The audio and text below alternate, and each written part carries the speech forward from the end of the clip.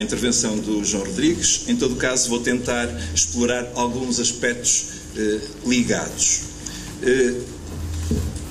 Eu acho que neste momento nós estamos a ouvir no espaço público, nos mídias, notícias que são, de certa forma, perturbantes, porque a gente ouve notícias de um governo grego corajoso que confrontou a Troika, aboliu o termo Troika e obrigou a uma atitude nova da União Europeia, e estamos a vê-los todos os dias fazer cedências e parece-nos, pelo menos à primeira vista, parece-nos em vias de ajoelhar.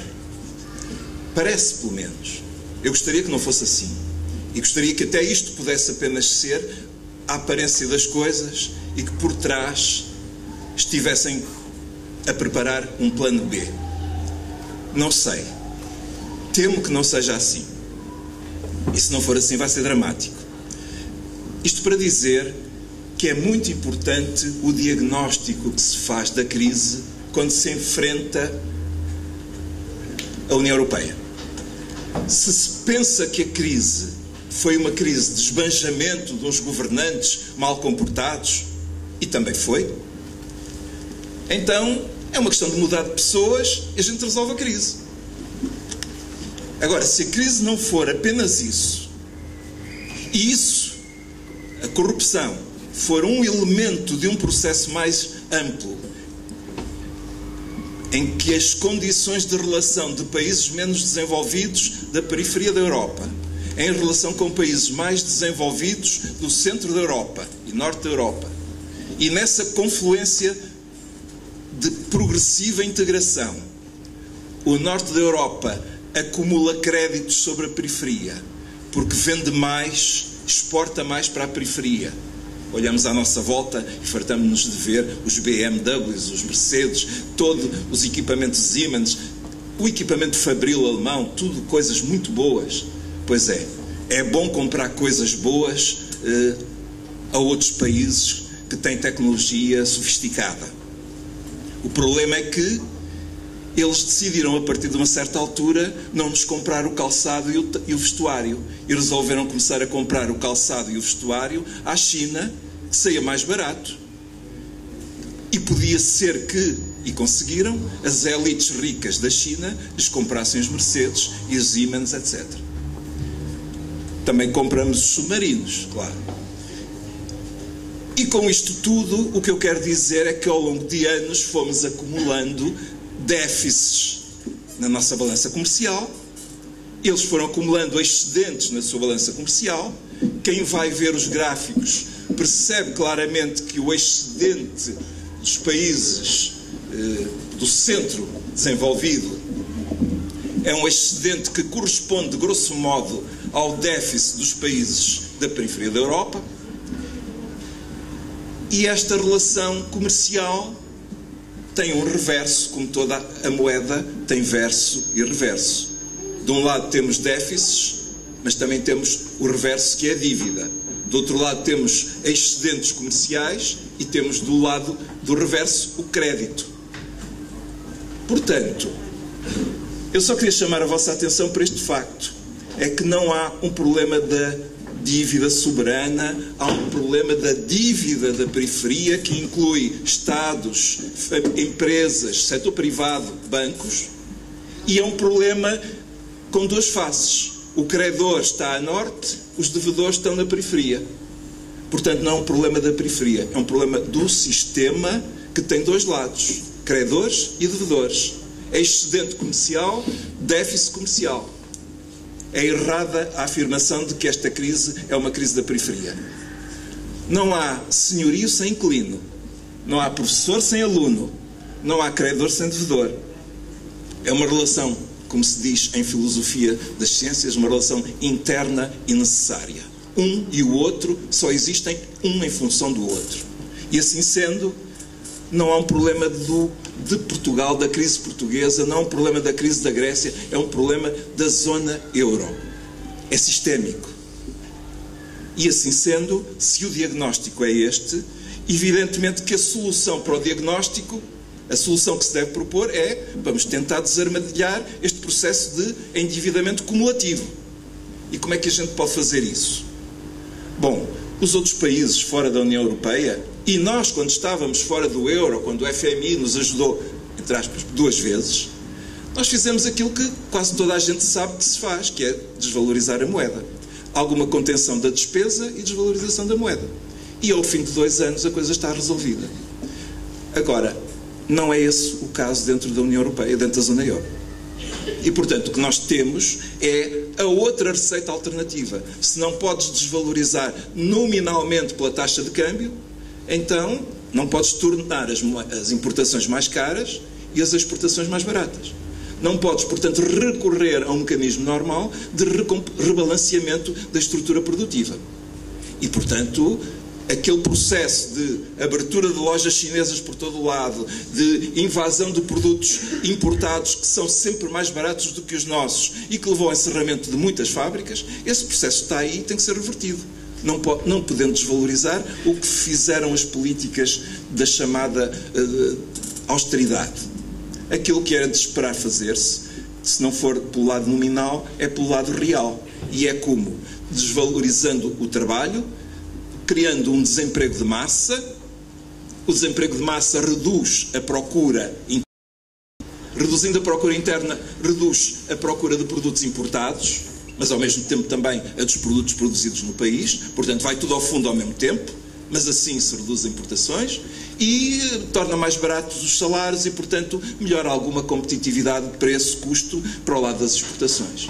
Ok, pronto. O objetivo é mesmo esse. Não se esqueçam que o objetivo era mesmo fazer a engenharia de um empobrecimento coletivo. Houve uma altura em que o Primeiro-Ministro fugiu-lhe a boca para a verdade. O objetivo é mesmo empobrecer, porque é a forma de fazer baixar preços, salários e tornar isto mais competitivo. Infelizmente ou felizmente, este processo não resulta. Há uma resistência à baixa nominal dos salários, evidentemente, e quando há uma ligeira retoma, o Tribunal Constitucional travou alguns dos cortes, as pessoas sentiram um bocadinho de alívio porque algum dinheiro foi reposto e imediatamente começa a subir as importações porque o consumo voltou a ser relançado. O que é que está mal nisto?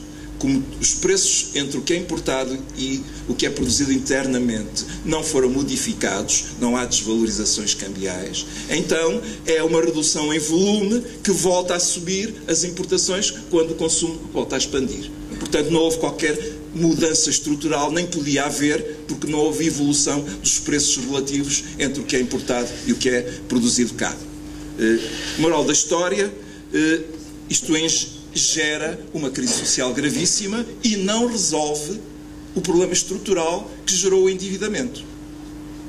Infelizmente, as esquerdas em Portugal bateram-se muito contra a austeridade, mas não explicaram como é que se resolve o problema do endividamento externo.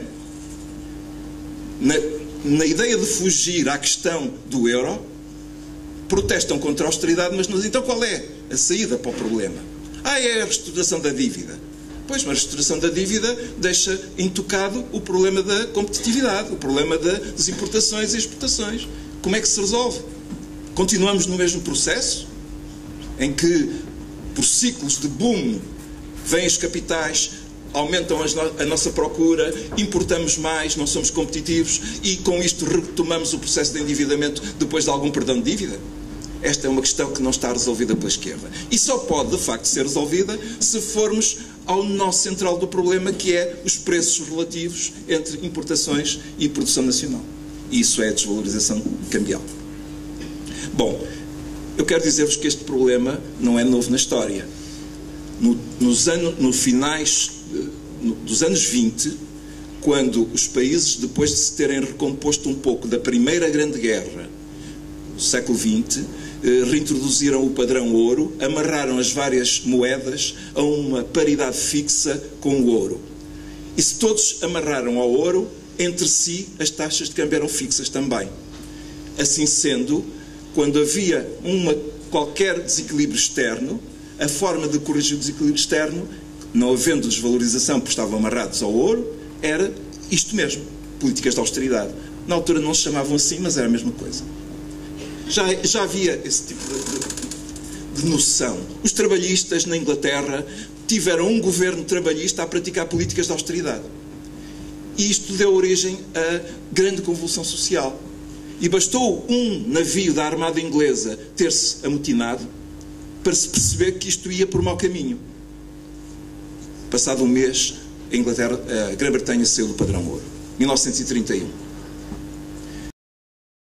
Portanto, isto quer dizer que não é por acaso que se tem que ter muito cuidado com os salários da polícia, do exército, etc., porque o paralelo histórico está bem à vista. Saiu a Grã-Bretanha e saíram outros países uns atrás dos outros. Não houve nenhuma reunião internacional para decidir acabar com o padrão ouro. Os processos históricos em cada país foram conduzindo a isso.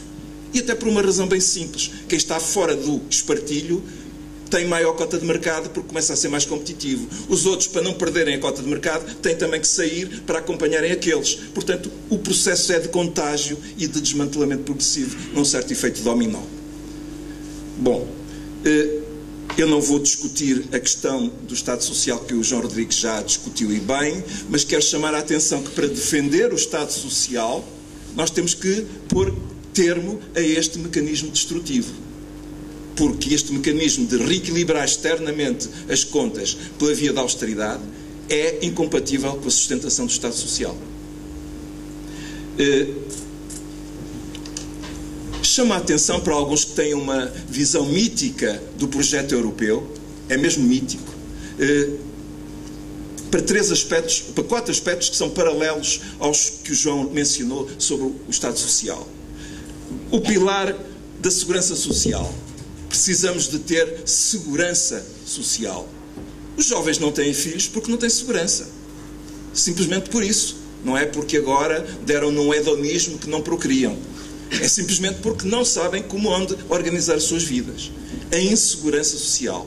Ora, todos queremos segurança social. O que é que fez a União Europeia durante estes anos todos, e é desde há muito tempo, preconiza vários pilares em que o essencial é um primeiro pilar de segurança social básica para a pobreza e o resto é fundos privados. Empurra sistematicamente em todos os relatórios e toda a pressão do método de coordenação aberto da União Europeia, desde o tempo de Guterres, para uma saída para os mercados financeiros da segurança social. Portanto, a Europa social de que muitos falam é isso. Segundo ponto, mercado de trabalho. A União Europeia o que tem imposto é a flexibilização sistemática do mercado de trabalho. Aliás, muito recentemente, o Presidente da Comissão Europeia, o Presidente do BCE, o Presidente do Eurogrupo e o Presidente do Conselho Europeu assinaram uma nota da União Europeia imputando à crise a rigidez do mercado de trabalho. Ou seja, a finança não teve nada a ver com a crise. A crise financeira deveu-se à rigidez do mercado de trabalho. Ora, isto é uma leitura absolutamente da Idade das Trevas, é assim que o Paul Krugman chama esta teoria económica dos anos 20, do tempo do padrão ouro, teoria económica da Idade das Trevas, e é aí que estamos do ponto de vista dos economistas das autoridades europeias. Imputam ao mercado de trabalho a culpa da crise. Se pudéssemos despedir mais rápido e mais barato, e se os trabalhadores negociassem individualmente com o seu patrão e não em sindicato, era assim que as coisas funcionavam melhor. Os salários baixavam e baixavam o suficiente para que toda a gente tivesse emprego, mesmo que passasse fome. É assim o modelo do século XIX para que o modelo da União Europeia nos quer empurrar. Terceiro pilar, serviços públicos. Os serviços públicos que a União Europeia pretende neste momento são serviços públicos básicos para a pobreza e o resto, mercados para a saúde, para a educação, etc. É isso o modelo da União Europeia neste momento. Quarto, em vez de usarmos a procura, estímulos à procura, foram típicas da política económica dos anos 50, 60 e início de 70, nas últimas décadas apenas se fala de oferta. Como é que se cria emprego? Não é com despesa pública, nem pensar, isso é anátema. O que nós criamos emprego é reduzindo os custos salariais, é reduzindo as contribuições para a segurança social, é políticas ativas de emprego, como se as pessoas tivessem um desajustamento que as torne incapazes e têm que ser motivadas para trabalhar, etc., culpabilizando as pessoas por não arranjarem emprego. São os impostos, quanto menos impostos melhor para a competitividade, empregabilidade do ensino, as universidades só devem ensinar aquilo que der rendimento às empresas e ao mercado, mesmo a investigação e desenvolvimento é tudo na lógica de tem que ser qualquer coisa com aplicabilidade imediata para dar hipótese de lucro. O que nós temos no fundo é uma leitura da economia pelo lado da oferta. Nada pelo lado da procura, porque pelo lado da procura implicava intervenção do Estado para dinamizar a procura. E isso não. Bom, então, eu acho que, justamente, se uma esquerda quer defender o Estado Social, vai ter que defender uma política económica que usa a procura. Eu centro-me só neste pilar, da política económica para o emprego. Não há crescimento com o emprego se não houver política económica que use a procura. Evidentemente que se um país sair do euro, como eu defendo que Portugal deve sair, Portugal precisa simultaneamente de lançar, logo nos primeiros meses, um grande programa de criação de emprego público. O que é quer dizer emprego público? Não é emprego para burocratas. É a identificação das necessidades da população nos bairros sociais, nas regiões mais deprimidas, nas periferias urbanas, no coração das cidades, nos vários setores que estão, neste momento, em grandes dificuldades, e identificar necessidades sociais, e as juntas de freguesia e as câmaras municipais sabem quais são as necessidades sociais, e criar empregos pagos pelo Estado para empregar jovens licenciados, engenheiros, advogados, arquitetos, pessoas com qualificações intermédias, pessoas com baixas qualificações, mas que têm experiência de vida e sabem, por exemplo, tomar conta de idosos, sabem, por exemplo, fazer serviços domésticos, sabem ser auxiliares de educação nas escolas, sabem ajudar na recuperação de rios e florestas. Há todo um conjunto de necessidades que são identificáveis, muita gente as conhece, as pessoas que estão no terreno a enfrentar os problemas, e que a política económica deve mobilizar para um grande programa público de criação de empregos. Esse programa público tinha 3 vantagens principais. E eu termino a minha intervenção com estas 3 vantagens. A primeira, dá outro horizonte de esperança às pessoas. Quem está desempregado, não tem futuro, de repente dizem-lhe assim, se quiser trabalhar, tem pelo menos o salário mínimo, ou mais qualquer coisa acima do salário mínimo, e tem emprego garantido. Isso dá outro ânimo, são horários para cumprir, sociabilização, é outro estilo de vida. Segundo ponto, aumenta a procura. O dinheiro vai diretamente para o bolso das pessoas e das pessoas que têm menor poder de compra e pessoas que têm uma maior propensão a consumir produtos produzidos no país e serviços. E, portanto, estimulador da procura do país e, por aí, criação de empregos. Imaginem o que é um programa de centenas de milhares de postos de trabalho criados a partir do Estado, que imediatamente se traduz em mais idas ao café, mais um empregado que o dono do café recruta, geração de, em segunda linha, novos postos de trabalho. Terceiro ponto, este programa enfrenta o desafio do ajustamento estrutural da mão de obra. Há gente que está a perder qualificações, está desempregada.